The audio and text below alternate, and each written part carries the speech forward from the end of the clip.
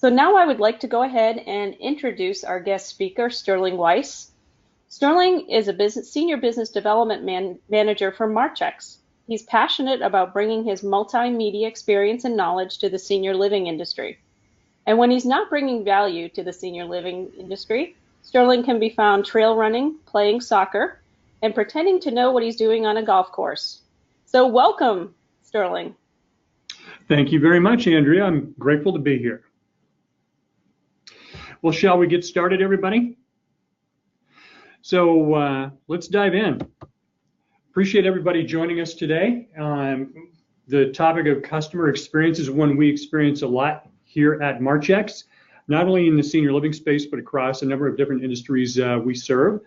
So I think we're in a unique position to provide some expertise and offer some really kind of high-level, simple tips and tactics for executing at least an improvement in the customer experience. So let's talk about our plan today. So I think Andrea got off the introductions. We'll talk about some of the challenges and opportunities with regard to the customer experience as it relates to senior living in particular. We'll talk about some case studies where people have applied some of these tactics and seen some pretty impressive results. We'll talk about some of the solutions specifically as well. And then we'll just go from there, do a little Q&A and wrap it up for you guys. So what we want to talk about is a couple of things. First, one of the takeaways I hope you take from us today is just some simple best practices. And then another thing we want to do is give you a kind of a three-step plan for executing. One of the first steps is understanding the breakage in the customer path to purchase. Basically, you're spending all this marketing money and driving, among other things, phone calls, but not everybody's connecting, and we want to understand why that is. Because before we, train reps on best practices and invest in more marketing and top of funnel activity, let's make sure the phones are getting answered first and foremost. We want to optimize the sales channel, but in order to do that, we want to get a sense for what are our best agents doing to deliver this best, in-class customer experience. And then lastly, we're going to look at optimizing media spend. So how do we do this? How do we drive more top of funnel activity to drive more at-bats for the sales channel without spending any more money? So what we want to talk about is essentially winning the customer journey. So the goal here is to provide a seamless experience throughout this path to purchase. And if you can do that, if you can connect the dots and provide this seamless experience, you're going to generate a better customer experience, those 5-star reviews, and ultimately, greater revenue. So we're going to start here with a quick poll, and I'm curious to know, how are you currently measuring the customer experience?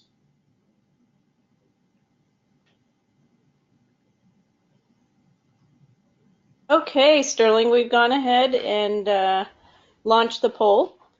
And there's a couple of options that they can choose from. One is surveys, one is follow-up calls, one is we're not measuring the customer experience, or the fourth option is other. So we'll give folks time to respond, and then we'll close the poll. Perfect.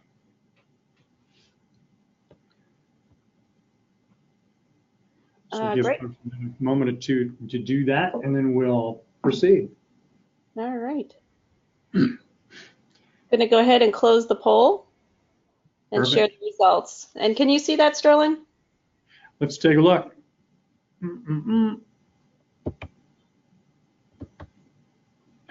You know what? I'm not here. Let me open this screen here real quick. That's fine. I can let you know. Yeah, Debbie, for whatever reason, my screen is not. I've got all these open screens here on my little laptop. So that's okay. So here's the results. Follow-up phone calls was 50%.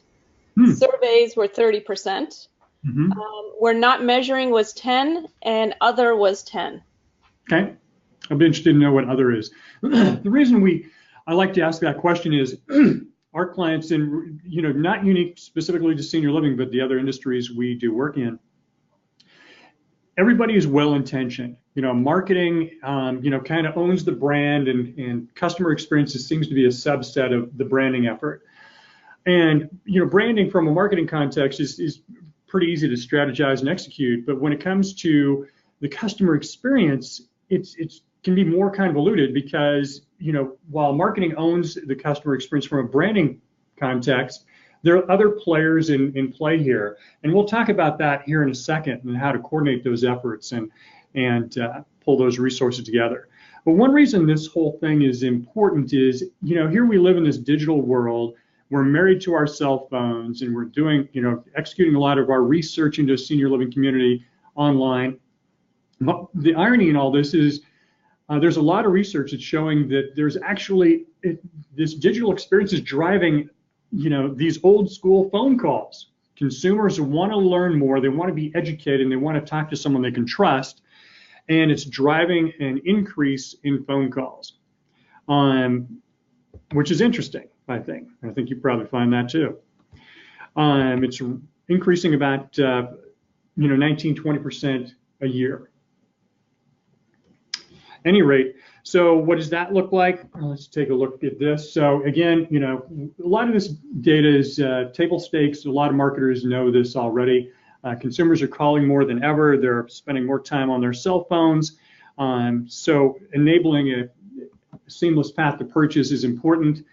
One thing we find, and it seems to be pretty typical in the senior living space, multifamily, other industries as well, is phone calls are highly valued because, as Forrester research shows here, typically the customers that call outperform other means of contact. So they tend to convert faster, they spend more, but at the end of the day, they are stickier. So phone calls are important. If you're not investing in streamlining that path to purchase, you should be. So I'm curious to know what personas are part of this customer experience. Tell me who's on the phone today. What are your titles? What do you do? Okay, we're going to go ahead and launch this next poll and let us know what you do in the senior living industry. Are you a marketing executive, operations executive, sales leadership executive, training leadership executive, or other? So Sterling, we'll give a few minutes for the response. Sure. All right. I'm going to go ahead and close the poll. All right. So there's a specific reason why I'm curious to know who we have on the phone today, and it lends to why delivering a great customer experience is kind of a challenge, because those stakeholders involved are cross both marketing, operations, and even the sales channel, and everybody seems to have a stake in it. So like I said earlier, marketers tend to own the brand and the brand strategy, and customer experience tends to be kind of a subset of that. But then there's got to be collaboration across the sales team, the sales channel, and sales leadership in particular. And typically, I think you'd agree, sales leadership tends to have their thoughts on how to best deliver this customer experience, and they don't always mesh with marketing. And then you bring operations into the fold as well. And in some of the other industries we serve, we're seeing this chief, experience officer title that's blooming and growing. This person that's tasked with pulling these different entities together and making it more collaborative in this effort to deliver a great customer experience. So with that, I'm curious to know, based on what you know about your sales team, how confident are you that they're delivering the right message?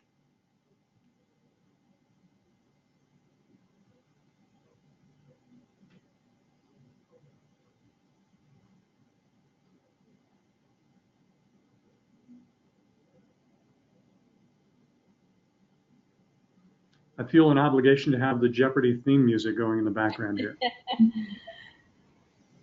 So I went ahead and launched the poll, and we've got almost everybody responded. Cool. All right. I'm going to close the poll and share the results. Well, 91% are confident their sales agents are landing the right key messages. Wow, I'm impressed. We Yeah. must have some best-in-class folks joining us today, because I don't always get that response. But that's great. That's great that the folks who are participating today are at least confident that they're delivering the right message. So here are a couple of tips I thought I would offer, and you can download this same slide, effectively the same information, like Andrea mentioned earlier from the presentation. So just, again, high-level table stakes stuff. You all know that the sooner you answer the phone, the more likely you're to engage a consumer and deliver a good experience and a higher conversion rate. So that, typically goes without saying. What our research shows, we did some research. This data is several months old. We processed, I think we called about 12 million phone calls in the senior living space. And just calls are coming through our platform. And what we found, the best experiences were happening with calls that were picked up within 4 rings. If the agent described the community in detail, was knowledgeable of the community that way, the conversion rates would nearly double. In the event that the community was not a fit, I think most of the folks joining us today have multiple communities in a given market, that it's important to present alternatives. In the instance where agents did that, again, 100% increase in the conversion rates of appointments to visits, that kind of thing. And then lastly, you got the agents have an ace up their sleeve typically, which is some form of a promotion. And in the calls we processed, when the agent mentioned a promotion, it was a great tool with which to close the deal, so to speak. Again, nearly doubling the conversion rates. So hopefully those are some simple tactics you can share with your sales channel and coach them up. So let's take a look at some case studies here and give you a sense for what some of these tactics we're preaching today are having on some of the businesses we've worked with. In this example, we're looking at, again, addressing this low-hanging fruit, trying to understand where the breakage is in the customer path to purchase.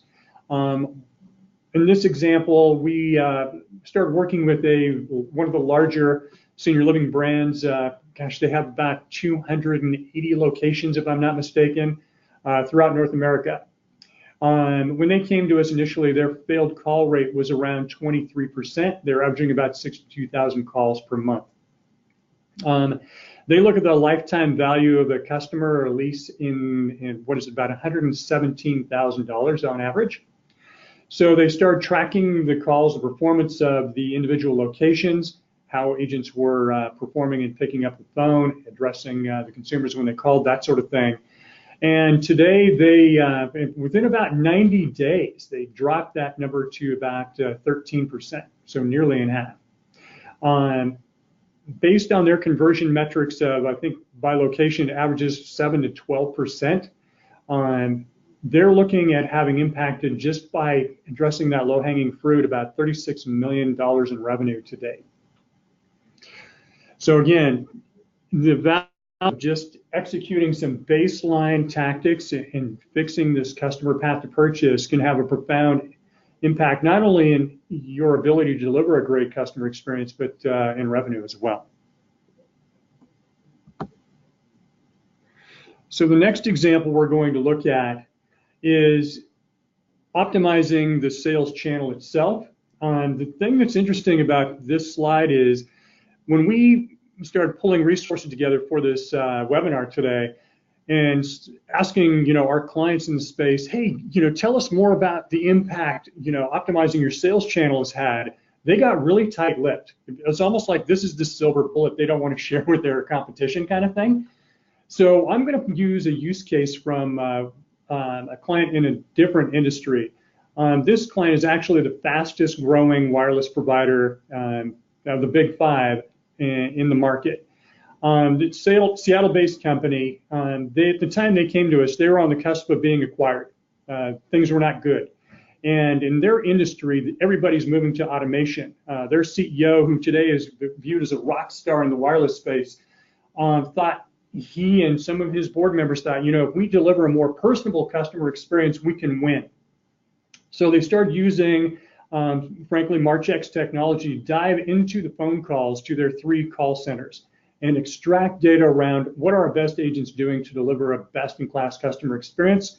What are their tactics? What are they doing and saying? And one of the first things they learned within, just no time at all, was their best agents were starting the conversation with what they termed was a warm greeting. So instead of saying, hey, Sterling, this is, I'm Sterling with so-and-so wireless. Hey, thanks for calling today. How can I help you? It was, hey, this is Sterling with such and such wireless. Hey, man, how's your day going today? And the goal here was they were just finding that the guard of the consumer was coming down and they were opening up. Just by starting with a warm greeting, they were driving a 13% improvement in conversion rates, but also a double-digit growth in revenue per transaction. So when you think about this company's getting roughly like 10,000 calls a day across, at the time, their 3 call centers, that's a huge boost in performance, but also delivering a better customer experience. Today, we actually have carded employees on site at this company. They consider our data mission critical, and they're now growing. They've grown to 7 call centers. At any rate, so understanding what the best agents are doing, then scaling across the org can have a profound impact on not only consumer perceptions and experience, but also revenue. So let's take a look at how we can use speech analytics to improve media spend. We did a similar study to the one I showed earlier, where we measured, about 12 million phone calls. In this case, we partnered with a few of our senior living brands and did a deeper dive into their media analytics across about 350 senior living communities over a 3-month period. So the goal here was, how do we improve our visibility into our analytics versus what tools we're already using to use call outcomes as a proxy for optimizing our media spend or prioritizing. And this is what we learned, that only about 61% of the calls that the paid media was driving at the time they started engaging us was from actual new, potential new residents or their families. And one problem we've heard in the period we've served senior living is there is this issue of family members or people job hunting, calling through paid search or multi-channels of media to inquire about a community. So how do we get away from that? Well, we take the data from these calls, we extract it, we ingest it into our bid management platform, our social media platform, and use these analytics to better optimize our media spend. So the chart on the right gives a good sense for how that can change the performance of your media without, frankly, spending any more money. And as you can see there, just based on an average of 5,000 calls across those properties, you can obtain a serious uptick in worthwhile calls and ultimately appointments just by optimizing your media more effectively.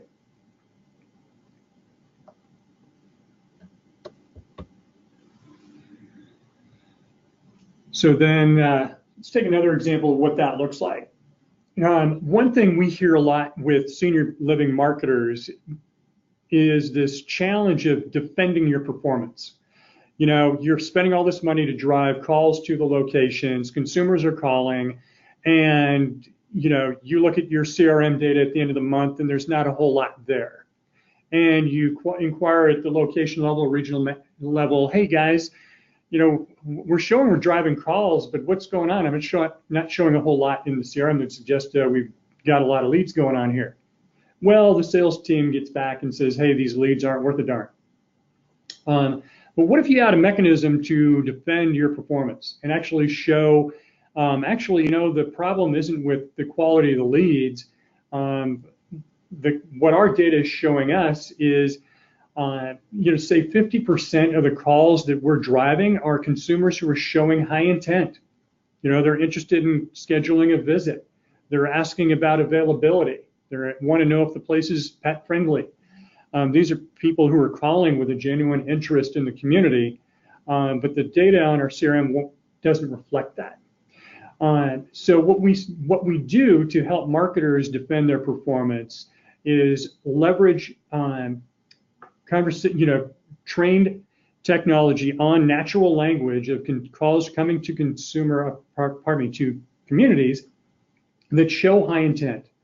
And the goal here ultimately is to bubble up how these campaigns are performing based on call outcomes, and enabling you not only means to optimize media, but defend your performance and tackle those difficult questions when you're meeting with a board, monthly or quarterly.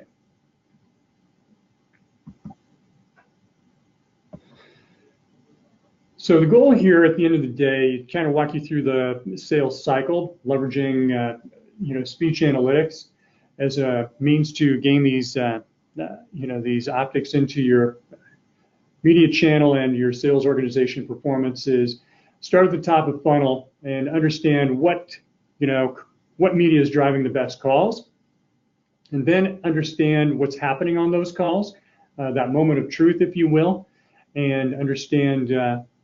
Then bucket that data where you need it to reside. So whether it's having someone who's understanding how the team is performing by automating the scoring process, understanding these call outcomes as a proxy for optimizing media spend. You have the opportunity to optimize the customer experience through your media and your sales channel.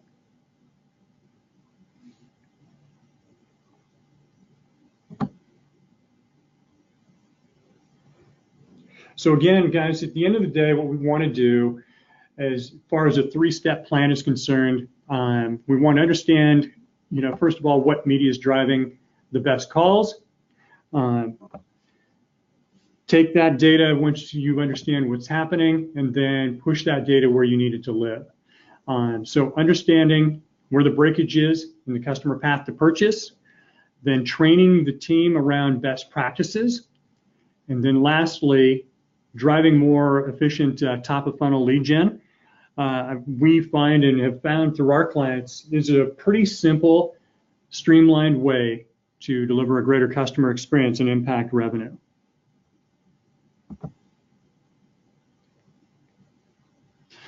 So some of the tools we make available to our clients that are particularly useful in the senior living space, again, understanding the breakage through these lost opportunities reporting, using high intent signals within the calls to optimize your media channels as well as defend your media or your marketing team's performance.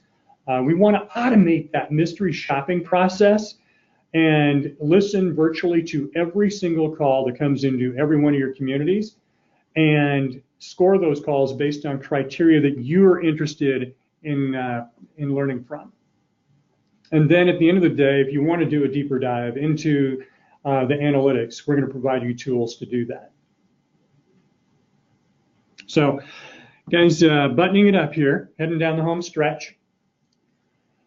So there are key takeaways I hope you take from today. One is the opportunity to use speech analytics to achieve this offline attribution, this visibility into the blind spot from your online to your offline outcome. We want to give you tools to improve the customer experience across multiple channels where they're engaging your brand and your locations, and ultimately winning that customer path to purchase to drive revenue and improved occupancy. So Andrea, I'm going to turn it over to you at this point. Anything else I can do? Questions, concerns, comments? Great. Thanks so much, Sterling. That was very interesting and insightful. We've got a couple of questions up here. The first one is, what do you consider a failed call? Yeah, it really depends on the client. How do they define a lost call? Is we're driving. Imagine you're driving alongside in the passenger seat of this customer. They engaged you through some media channel. Maybe it was direct mail, maybe it was a TV ad, maybe it was a PPC campaign, and we're listening along. We're driving along in the passenger seat in this virtual journey. And at the point that the call hangs up, so let's say they call the front desk and, hey, I'm interested in getting a sense for availability for a 2-bedroom at your community. The person at the front desk couldn't be nicer. Thanks for calling. Hey, let me get you over to the sales rep.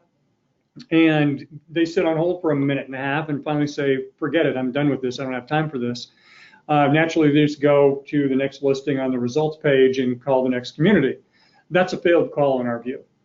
Because the consumer did not get what they were looking for. Okay, great. The next question, your slides have talked a lot about call tracking. Can you tell us the benefit of call tracking and how it's used to increase conversions? Yeah, call tracking by itself is kind of baseline. I look at it as, I think back in college in my first marketing classes, I look at call tracking as kind of marketing 101. If I'm not measuring the performance of the media I'm investing in at some level, I'm flying blind. I'm just spending money and have no optics into how this stuff's performing. But what's neat is today, that call tracking technology has exponentially advanced. So today we're using machine learning based on natural language. These calls to senior living properties, specifically in this case, to learn gain optics into the customer experience, but also where the call is failing, how it's converting, what the agents are doing. We're listening to the call in the left ear, the agent side, and the right ear on the consumer side. So we're able to bubble up all this different data around those two sides of the conversation. So it's pretty compelling stuff and almost infinitely customizable with regard to what it is you're looking for. So hopefully that answers the question. Terrific. Thanks. We have another really good question regarding bad leads. And Sure. The question is, are you suggesting bad leads aren't as frequent as sales tells us? And if so, how do you show sales that these bad leads are really not bad leads? Yeah, we hear this all the time. And that's the reason I brought it up in our conversation today is, marketers, you have all these tools that are designed to make your job easier or perform at a higher level. But similarly, leadership is pushing back and asking harder and harder questions around, tell me specifically what impact your media spend last month or last quarter is having on our business. And historically, the response is often around, hey, look at all this click data, look at all this conversion data, look at all these form fills. Hey, we did X number of new leases last month, and yay me. But then they come back with, okay, but tell me about the revenue. Tell me what your 100,000 PPC spend had on the bottom line. Well, that becomes a little more complicated. Click data isn't good enough. So we use high intent signals in these conversations tied into your conversion rates to actually show them, hey, we drove X number of phone calls. Our data shows us 45% of those calls were high intent, customers asking to visit the property, availability, these things we really value. And based on our LTV or our monthly lease average, we figure we impacted our business by X, whatever that dollar amount is. And you can be very specific. And it puts the marketer today in this situation where they're literally having a mic drop moment because they're answering these questions point blank with hard data. Terrific. One last question. So Sterling, does Marchex integrate with any marketing platforms? Oh, yeah.